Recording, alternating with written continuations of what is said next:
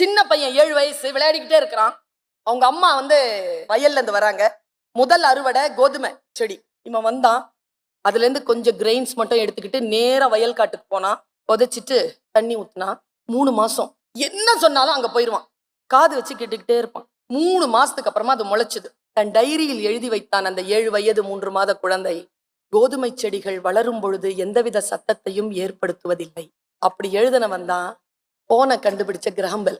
எங்கிருந்து ஆரம்பிக்கிறான் பாருங்களேன், மௌனத்திலிருந்து ஆரம்பிக்கிறான். நீயும் நானும் பேசிக்கொள்வது எவ்வளவு கிலோமீட்டர் இருந்தாலும் காற்றலைகளில் உன் குரல் சேர வேண்டும் என்ற கருவியை கண்டுபிடித்த அவன் கிட்ட கேட்டான். இன்னொரு பெரிய விஷயங்க, கிரஹம்பெல் கிட்ட அவன் கிட்ட கேட்டாங்க, இதை நீங்க கண்டுபிடிக்கலன்னா யாருமே கண்டுபிடிச்சிருக்க மாட்டாங்கல்ல.